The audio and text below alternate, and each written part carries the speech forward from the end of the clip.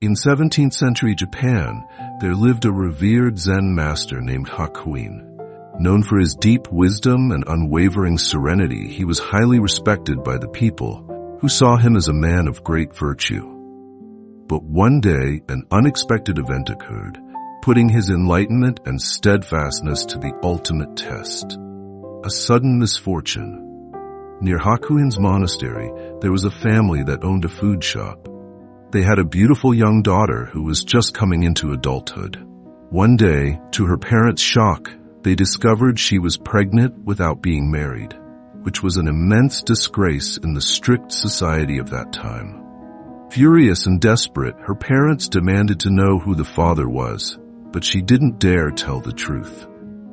Overcome with fear and unable to face their wrath, the young woman falsely accused Zen Master Hakuin.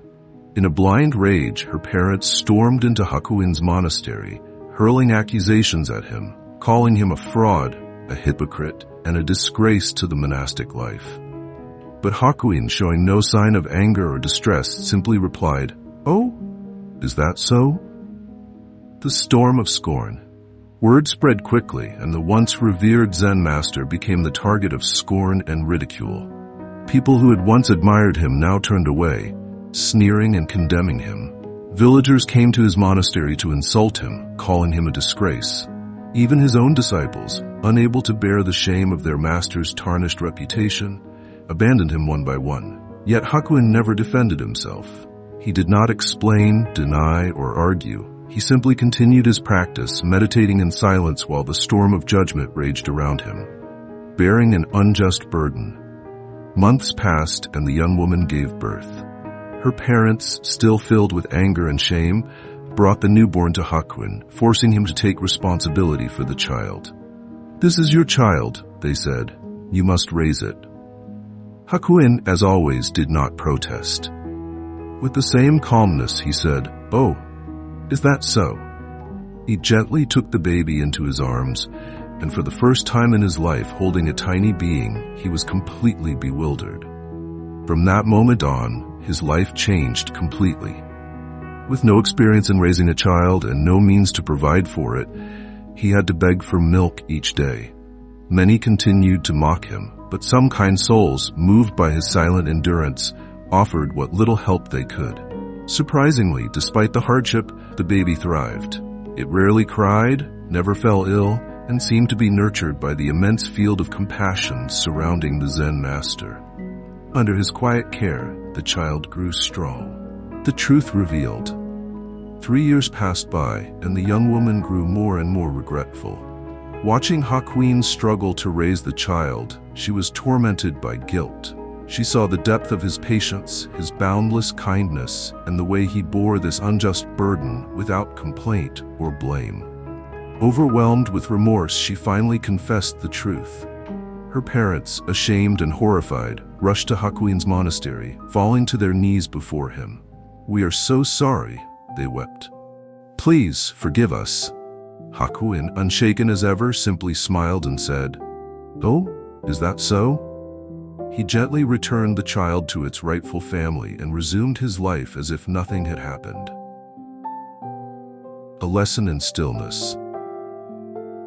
The story sent ripples through the village. Those who had once scorned him now bowed their heads in shame. The disciples who had abandoned him returned, begging to learn from him once more.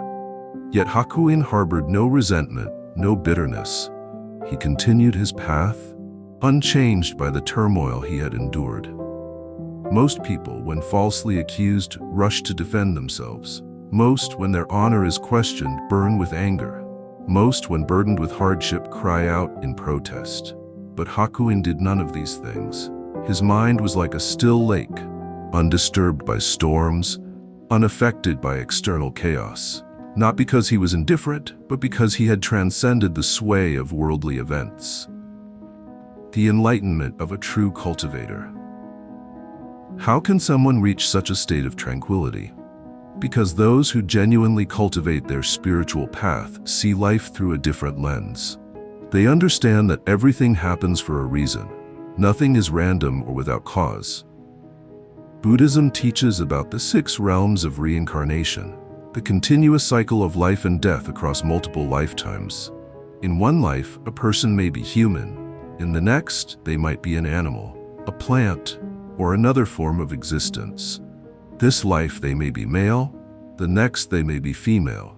This life they may be someone's child, but in another, they could be someone else's parent.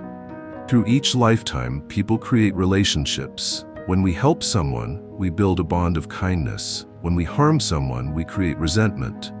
These connections do not disappear, but return to be resolved. Going back to the story of Zen Master Hakuin, perhaps in a past life, he had falsely accused someone, and now he has to face unjust blame. Perhaps the child had helped him in another existence, and this was his opportunity to repay that kindness by caring for the child for 3 years. Because he understood the law of predestined affinity, Master Hakuin did not resist, complain, or hold grudges. Instead, he calmly accepted everything as a chance to settle past karmic debts. Once those debts were repaid, every adversity naturally subsided. On the other hand, ordinary people who are unaware of these principles react intensely when faced with misfortune. They resist, fight back, or try to escape. But the more they resist, the more negative karma they create, prolonging the cycle of gratitude and resentment. Understanding past life karma is the foundation that allows true spiritual practitioners to remain calm and composed in the face of life's challenges.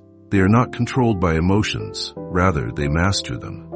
Most people are constantly swayed by emotions and desires. The 7 emotions: joy, anger, sorrow, fear, love, hatred, and desire. The desires: the eyes crave beauty, the mouth craves delicious food, the nose craves pleasant scents, the ears crave pleasing sounds, the skin craves soft sensations, and the mind craves the satisfaction of its own ideas and beliefs. Those still dominated by these forces will always be unsettled, suffering through life's ups and downs. They are constantly at the mercy of their emotions. In contrast, spiritual cultivators gradually let go of these attachments to achieve absolute serenity. For them, life's hardships are tests to train their minds. They understand that each time facing adversity is an opportunity to refine their character, strengthen their perseverance, and elevate their spiritual state. Zen Master Hakuin's story exemplifies the highest realm of spiritual practice. It is not just a lesson in patience, tolerance, and compassion. It is a guide on how to navigate life itself. When criticism comes, let it come. When your reputation is tarnished, no need to justify. When hardships arise, simply endure and overcome. When people change, remain unwavering. The lesson to take away is the principle of past life karma. Understanding this allows us to master our emotions instead of being ruled by them. If you admire Zen Master Hakuin and want to seek your own path of cultivation, reflect deeply. A true path of spiritual practice not only brings inner peace, but also leads to a state beyond what most can imagine. May you find your true path.